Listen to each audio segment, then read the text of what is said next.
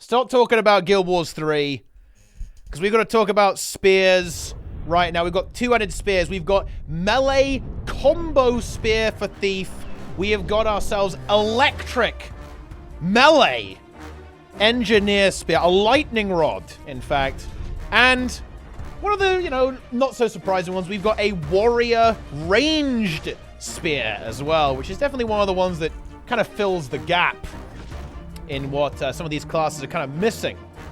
We definitely love to see that. But yeah, the Thief one in particular, as we're about to get into, I think is really exciting. Bringing back the combo system from Guild Wars 1 Assassin with lead attacks and finishing attacks and stuff like that.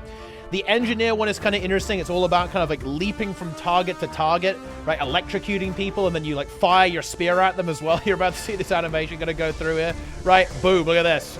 You summon your spear, and then it kind of has a slightly janky animation that I'm probably going to polish up a little bit here. And then BAM!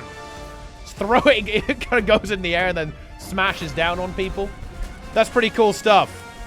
Wow, and look, that dredge, never say a chance against that. And the warrior one, I think warrior players actually like this. This one actually looks to be the least interesting to me. It's like, oh yeah, you throw a spear. It's actually inspired by Paragon in Guild Wars 1. A lot of Guild Wars 1 flavor, actually, in the warrior and the Thief ones. There you go. You got like that big explosive burst attack there as well. But anyway, let's get into the actual details for this stuff. We've got the React portion of this done, guys. I know you love that React content. But anyway, let's get into this. We had a general Q&A last week, but now we're here to talk about spears for warriors, for engineers and thieves. And wow, look, we're going in a slightly different order to the videos. Let's do warrior first. Warrior spears, damage from a distance. So yeah, shout out to Twitch chat and YouTube chat right now as well. Twitch chat saying hello to YouTube. They're trying to have this cross communication. They're leaving you messages in the Twitch chat so you can read it. And YouTube chat is probably enjoying reading all of the little highs. But anyway, let's get into this. The warrior spear is a power-based weapon. So range power, not super surprising there, to be honest. I think maybe they could have gone with a hybrid setup as well. That was one of the other kind of options in my head, but I was certainly expecting this. Like warrior could definitely do with a, like a proper ranged, or is another ranged DPS option. This is kind of interesting too, right? Because you could potentially have rifle and spear. So if rifle ends up getting buffed, and spear is really strong, that could actually give you a really powerful ranged warrior build. And I think that's something that a lot of players are, going to be pretty excited about. Even though most of their skills can attack distant foes, some of them gain an increased effectiveness when used on closer targets, making opponents think twice about closing the gap. Yeah, this is very similar, almost like to how the ranger one works, where you're going to get extra effects or more powerful effects when you're a little bit closer as well. I think this is actually a pretty good way to balance things too, to kind of promote you to sometimes go in melee. Because of course, like the way that combat plays out in Guild Wars 2, if you have a ranged weapon, it doesn't mean that you actually have to camp being at range. You can go in close. I think this is a very interesting dynamic to this weapon that is kind of another lever for ArenaNet to pull with regards to balance, to kind of encourage you getting in combat and kind of have like a built-in range tax in a way, so that you get a benefit for actually getting up close and personal sometimes. Or of course, when your opponents get close to you, then there's kind of like a punishment there as well. So let's get into it. The warrior spear auto attack is Mighty Throw, which hurls the spear at a single enemy, shattering on impact and sending spear fragments into other enemies. So it has this single target component, but it's AoE around a single target. So you pick someone and then boom, it explodes. So it's going to be an AoE weapon too. And by the way, that also is relevant. One thing that is really powerful, we see this with Condivert, is that it turns out if you're a ranged build that has really good AoE, that's quite good. Kind of the same thing with Scourge. So that, that's a good start, I would say. Definitely a good sign.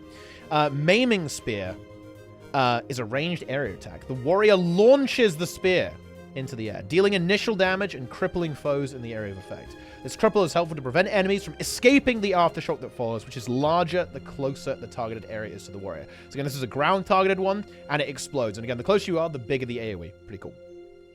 If breathing room is required, Spear Swipe propels the warrior backwards in an evasive maneuver before sending a gust of wind forward to knock enemies back. It's kind of interesting, quite similar to rifle, like the rifle butt ability, or yeah, where you, or rather the evade ability on rifle, not rifle butt actually, but like when you evade backwards on rifle on warrior currently actually.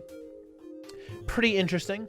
Finally, the spear burst skill. Harrier's Toss. Some Paragon flavor here as well, guys. Love to see it. Allowing the warrior to leap up into the air, evading attacks while hurling the spear down with explosive force and dealing more damage the more adrenaline is spent on the burst attack. So there's actually kind of a couple of interesting implications here as well. Of course, that means that Spellbreaker isn't going to scale as hard with this as other warrior specs are potentially. Like, you know, core warrior gets 3 adrenaline on Spellbreaker. You don't have the access to like those high level burst skills, which is pretty interesting. Of course, you can reset it with full counter, so like this could definitely see play in PvP in that regard. But in terms of the damage output, this might be something that you see on Berserker a little bit more. I'm very interested to see the primal burst too. That's very notably not mentioned here. I think that kind of makes sense because, of course, you don't necessarily have Berserker if you're going to play Janthir Wilds, right? So it's not super relevant to, you know, just be promoting the expansion if you're talking about Berserker. But yeah, that's going to be very interesting to see like how that one plays out. It will probably be ranged as well. They could say, oh yeah, it's a melee primal burst for Berserkers only. That would be interesting. But we'll see about that one. We'll see how that one turns out. But yeah, I think this is a very solid thing. Probably the one that I find the least exciting. But again, you know, it's warrior. It's going to be a little bit simple, right? Like, you know, warrior means that you don't want to have like a magical thing. You want to hit stuff with a sword or throw a spear at stuff. And this is going to deliver that for you. You are going to throw spears at people. That is interesting. What is interesting here is it doesn't seem to have kind of the builder spender design that we've seen on a lot of the other weapons, and it doesn't seem to have an extra mechanic layered on top of it, and that does concern me a little bit with how impactful it might be to builds, like how much kind of is going to be packaged in here. It might be a very, very straightforward weapon, which there's nothing necessarily wrong with that, but it may be one of the, in some sense, like less impactful one to overall gameplay, because it does seem to be very, very straightforward. But of course, we haven't seen all the skills yet. There could be a lot of complexity in the additional skills left over. We could be seeing an extra little mechanic that pops up in the future when we actually see the beta, and when we see, of course, the live test. But yeah, well, like I said, nothing wrong with the vanilla weapon. It might just do a lot of damage, and then it's going to be good, right? And that's fun too, I guess. Chain attacks with a Thief Spear. I think this is easily the most exciting one, in my opinion. We have, of course, Thief Spear is a melee hybrid weapon that can be utilized by both power and condition damage builds. It also draws some inspiration from an old system in the original Guild Wars that Assassin players should be familiar with. Now, this is really, really cool, actually. And Trig said that one person guessed this. This was the old Guild Wars 1 mechanic. I have no idea who guessed it, but well done to them. I thought it was maybe going to be like damage based on elevation, but no, it is in fact the good old combo system from Guild Wars 1. So Assassins in Guild Wars 1 had these special moves that you had to use in sequence. You had like lead attacks, then you had off attacks, then you had the dual attacks, right? Like that was basically what was going on there. And you had to link these together. You could pick, of course, as many of these as you wanted. In Guild Wars 1, you could pick all your different skills, right? And you could chain them together, you know, in whatever combination of these types of abilities that you wanted. And that is now being brought to Spears. Really cool, actually. I think this might be the weapon that might be the most interesting one we've seen so far, actually. I think if you're a Thief player, you're going to be really excited by this. The second and third spear skill slots share some characteristics. Each has 3 different states, but will always be in the same state as the other. By default, they will both be lead attacks. Striking an enemy with either lead attack will flip both slots into the next state. So you've got 2 skills, right? And both of them, like both of these skill slots are this combo mechanic, right? And that means you could go 2-3 and then go back to 2, or you could go like 2-2-2, 3-3-3, right? And so on. Like you can go any way you want with these abilities, and you've got a lot of combos. Like there's a lot of immediate depth and combo there too. And of course, it's going to be, you know, some of them are going to be power, some of them are going to be condi because it's a hybrid weapon, and a little bit similar to Axe in that way, in that sense that you can kind of use this in different ways. But of course, they're going to have utility attached to them, right? Like, you know, there's Immobilize on one, spoiler, and that's going to be useful even if you're on a power build, right? Like, potentially, right? You know, just because it's got conditions on doesn't mean you can't use it on power. And it will have its own damage as well, of course. Kind of attached to that. But yeah, this is a really cool mechanic. I'm really interested to see how this actually plays out. Striking an enemy with either follow-up attack will flip the slots into their final state. Finisher attacks. Yes, they're both combo finishers. So yeah, that's a nice kind of good roleplay element there as well, and combo finishers can be quite powerful as well. After using one of the finishers, both skill slots will flip back to their lead state, ready to start a chain all over again. Although the 4th and 5th skills and the stealth attack all gain additional bonuses when following a finisher skill. So in other words, there's another layer to this. You go finisher, and then 4 and 5 do something special, or you go in stealth, and then you get a special thing on your stealth move. So there's another layer of depth. Like you have essentially a 4-step combo, basically, that you potentially can be rotating through. I think this type of design really addresses a core issue with Thief in general, but it's very obvious in PvE, where because of how initiative works and how your weapon skills don't have cooldowns, you end up just kind of like mashing the same ability over and over again. I think this is going to lead to a much more interesting playstyle for a lot of Thief builds, and also something, a way for Arena to kind of balance this in such a way that it doesn't just devolve into spamming the same button over and over and over again. I think this is a really cool design, actually, for Thief in general. And yeah, I'm really impressed by this. I can't wait to actually try this out, to be honest, and see how this works. This is going to be maybe the weapon to watch. I know we haven't seen, yeah, this is the fun one too. I love how they're saving Ellie, Mesmer, and Rev for last. All the Ellie mains have to wait another week before they actually find out if they're getting a ranged spear or not. Very funny, if you ask me, but I mean, man, it's going to be hard to top this one. This one is really creative. I'm actually really impressed by the design on this. This is a very good idea, in my opinion. Very, very cool indeed. One last note on the skill chains. Using other skills during the chain sequence will not reset the chain, but if you miss, it will. So in other words, it's not like an auto attack where you have to use these skills in sequence. You could, in theory, go 2, then go 4, then do your follow-up, then press 5, and then go and do your finisher in that order, and then do another thing after that. Like, you can do that. But if you miss, it will reset. That's a cool little skill test, actually. So you, in other words, you can't just like spam it to build it up and then use it. Because I think what they're trying to avoid here is like just mashing with no target, and then boom, you immediately land your you land your finisher, where you're gonna have to actually consistently hit your opponents to do this. What's interesting is that you could do this on different targets, right? So you could actually, let's say you're in PvP, you could do some crazy stuff, right, where you hit a target twice. You know, you do your lead, then your follow-up, and then you, like, steal to someone else and then hit them with the finisher, right? Man, there's so much cool stuff you could do with this, actually. There's loads of interesting gameplay with this.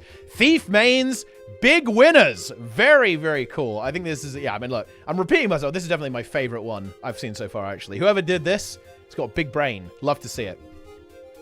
Now that we have a quick overview of the mechanic, let's take a look at the full slot 2 chain. So this is just one of the chains, right? Like we've got one of 2. We're going to see the 3 one a little bit later. They're keeping it locked down. Okay, that's that's good. Now that we have a quick overview of the mechanic, let's take a look at the full slot 2 chain. You're able to mix and match skill slots throughout the chain. For example, 3-2-3 totally works, but we won't be covering all of these skills today. Again, this is just one of the chains. The second one is the slot 3 chain, and the 3 is probably going to be the power one, more power oriented one. The one we're going to go over today is going to be the more condition oriented one. So, and also lovely Guild Wars 1 flavor here as well. Guild Wars 1 skill names returning, and well, I don't want to get into the lore, okay, but actually that's kind of interesting. It looks like there is going to be a lot of Guild Wars 1 exploration in terms of the story here, and that might even kind of come into play on how you actually end up unlocking these weapons, because a lot of these skills have Guild Wars 1 skill names, or are very clearly inspired by some elements of Guild Wars 1, and that might have some kind of like gameplay and lore implications if you're into that sort of thing. Mantis Sting inflicts bleeding and cripple. This will flip into Entangling Asp, which poisons enemies and will also immobilize enemies that are affected by a movement impairing condition. Finally, we have the finisher skill, Falling Spider. This skill inflicts bleeding, poison, and vulnerability, inflicting additional stacks against enemies that are either immobilized or under the effects of crowd control. And as they go over here, the real key thing to note is that these skills have conditions that are reliant upon the previous one, right? So that's that combo thing. You really have this combo, right? Like, boom, you inflict your bleeding and cripple, and then if you get them with Entangling Asp, if they've still got the cripple on them when you land this, then boom, they're going to be immobilized in addition to that poison. And then finally, Falling Spider, if they're immobilized or CC'd in any way, then you get additional stacks of these conditions. So that's kind of leaning into that combo element. And of course, you could do this with allies as well. Like maybe your allies are able to help you fulfill these conditions if, they get cleansed, for example, or something like that, or, whatever. Or you have other abilities on Thief, like something like Impairing Daggers, right? Could obviously be a thing you could do with Falling Spider, for example, to kind of get that combo going there as well. So very cool skill design there, I think. And of course, we'll be seeing the same thing with the power weapon, or the other weapon combo here as well. And again, this is kind of what I was talking about, right? Like, you might think, oh, aren't you just going to hit 2-2-2-2-2? And Maybe it does turn out that way, especially in PvE. Like, you know, depending if you're playing Power or Condi, I could imagine that happening. But, to be fair, you're going to be mixing in 4 and 5, yeah? Because remember, even if you do end up doing 2, 2, 2, 2, 2, it might end up being you hit the 4 skill after that, and then you do 2, 2, 2, 2 again, then you do the 5 skill, then you do the stealth attack. So you're still going to have a bit more rotation there. And I think actually in PvP, I could definitely see a universe where you're looking to actually immobilize the target, right? Like, you're trying to land one of these immobilizers to then whack them with a big power damage combo, even if you're a power build, and vice versa, right? There's probably going to be some stuff in the power combo that might end up being super useful to lock down your opponents or to set up some other kind of attack for the condition damage element as well. And of course, there might be some initiative cost differentials here that also might make things interesting. Like, I could certainly imagine a scenario where it's even damage expedient based on animation times and initiative costs to even mix and match these, even in terms of like a PvE rotation as well. Like, man, they're gonna struggle to beat this one. The Ellie Mesmer stuff and Rev stuff had better be fire. Good. It's gonna be hard to follow this one. Each skill's bonus trigger conditions are fulfilled by the previous skill in the chain, but these conditions are all things that the thief has broader access to. So there are opportunities to get these bonuses even when chaining skills together from different skill slots. Engineer Spear is shocking. I mean, look, we're just moving on. After all that stuff, let's see what Engie's got to offer here. Surviving in certain lightning-prone environments can be a difficult task for the common Tyrian. Engineers, with their indomitable desire to create and adapt, have found a way to turn their knowledge against their enemies as weapons of mass destruction. Hold on. Let's talk about how we'll be using the spear to dart around the battlefield and dominate targeted foes. Yo, we've got a strong start here. We love to see it. The Engineer's Spear combat style is melee-oriented with hybrid damage. Yeah, I think I was really not sure where they were going to go with Engie. I think anything would have been good. Like, Engie's weapons are pretty diverse, right? You've got rifle for a ranged power option. You have pistol for ranged condition damage. You've got mace, kind of a melee hybrid weapon. Support, it's kind of like a triple hybrid, right? It's like support and power DPS kind of works, and Condi DPS kind of works as well. So there's a lot going on there. You've got the short bow, kind of a ranged support weapon going on there. Sword, melee, one-handed DPS. You've got a hammer, kind of another kind of defensive melee-oriented DPS there as well. So I'm kind of expecting this one to be like pretty all-in, full DPS, kind of like the ultimate aggressive option for your engineer's melee. Yeah, they could have gone range. I think they could have gone melee. I think both is fine. In general, I kind of prefer melee weapons, but I know that some people prefer range as well. That's obviously fair, but you know, I'm kind of happy to see this because I'm a bit of a melee enjoyer. But you know, again, I think there's no wrong option for ArenaNet to go for here, in my opinion. So, let's get into it. It's all about running directly into battle while utilizing a variety of control and damage skills. Your primary skill for this weapon is called Conduit Surge.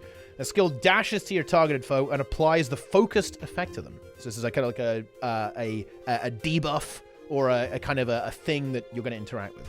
Charging them for future attacks. Every other weapon attack will apply a bonus effect or work to maintain the focus effect on your foe. So again, you kind of have, you're still going to be AoE and stuff like that, you'll be cleaving, but the person that you charge at is going to, you know, be your primary target. You're going to be messing with them more than others.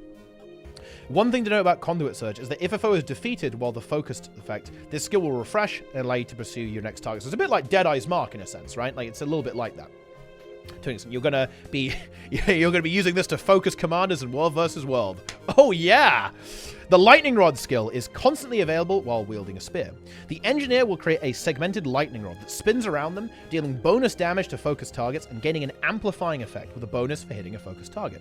For the next skill on the same slot, Electric Artillery, when the lightning rod is completed and hovering over your shoulder, you can choose to launch your charged rod at an enemy, immobilizing them and applying damaging conditions based on lightning rod's success. So in other words, like, the more you're able to juice up this lightning rod, the more damage it's going to do, right? Like, I guess the more targets you hit, like if you hit your focus target, you're going to get extra special effects. And the way that it talks about this, like, you know, with the lightning rod skill, it's constantly available. It sounds like it's going to be like a very, very low cooldown, or even like no cooldown whatsoever.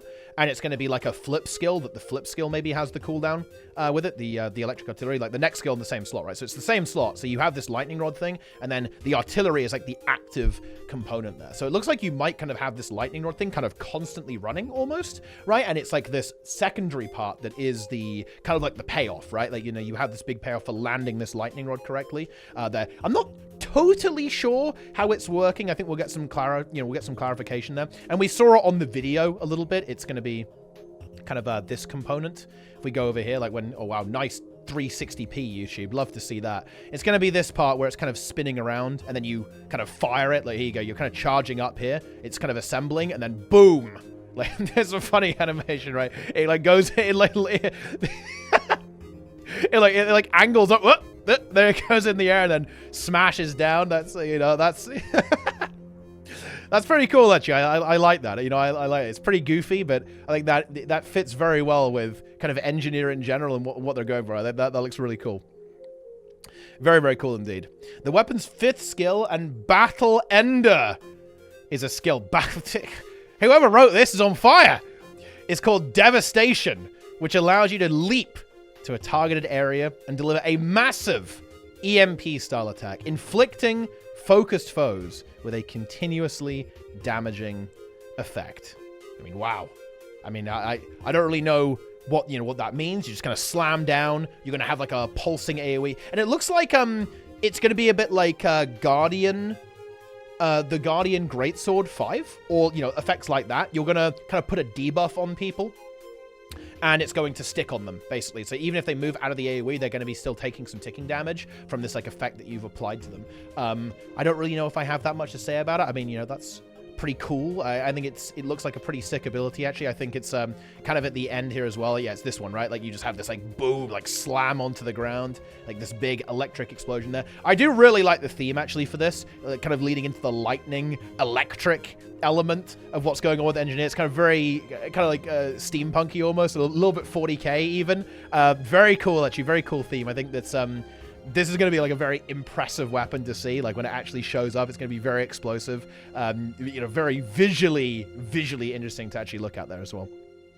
We look forward to watching you tear around the battlefield, mixing both spears and kits together to cause fear and chaos. Look, whoa! Hey, this is actually like edgier than like the Necromancer thing. Like, this is pretty crazy. Like, what's going on here? Like, engineers causing fear and chaos with the brand new spear. What an epic description there. That is cool. I like that. I like that. Yeah, I actually kind of want to see more here. Like, I feel a little bit starved for information. Like, with the Thief one, I really feel like I have a good kind of idea of the playstyle. And I guess you kind of have it a little bit with the Engineer one, but I feel like it hasn't been fleshed out. Same with the Warrior. I feel like the Thief one, really, I know what this is going to look like, and it kind of excites me. The Warrior one and the Engineer one, I definitely want some more information. I feel like I can't really give like a super amount of insight or opinion on those, because I just need to see the other abilities. I need to see how these abilities are going to work out and like what the entire kit looks like right now. But I mean, it's cool. Lightning is cool, right? Like, who doesn't love a little bit of lightning? You know, that's pretty epic if you ask me. And there you have it. That's going to do it. Pretty exciting little post there. Of course, we're going to have to wait another week. So because this was, you know, this is a Thursday news release, I think it's pretty safe to assume that our final reveals for Mesmer, Elementalist, and Revenant are going to be next Thursday, just before the Twitch live stream on June 21st. And of course, the beta coming out the week after. Goodness me, it's about to be a very busy time in Guild Wars 2, figuring out how all of these weapons work and pressing some buttons. But yeah, really cool post there as well. I think Thief, the big highlight from this one. And yeah, as I mentioned earlier, goodness me, it's going to be a very tough act to follow, in my opinion, for ArenaNet. Let's see if they save the best till last, right? Or if Elementalist mains are going to get trolled yet again. We'll see then. But anyway, that's it. Let me know what you think, guys. Leave your comments below over there on YouTube. Okay, like the video, subscribe, come back and watch every single day. All Janthir Wilds news is going to be covered here. This is the ultimate place to learn about the game. And a lot more content to come on YouTube, actually. Stay tuned, my friends. Lots of exciting things to discuss and be excited about here on the YouTube channel. So you should definitely stick around, follow on Twitch, subscribe, hand over all your money on Patreon, and all that kind of good stuff, okay? That's it now for YouTube. We're out of here, but the gaming continues on Twitch. Love to see it. Take it easy, my friends. I'll see you next time. I'm out of here.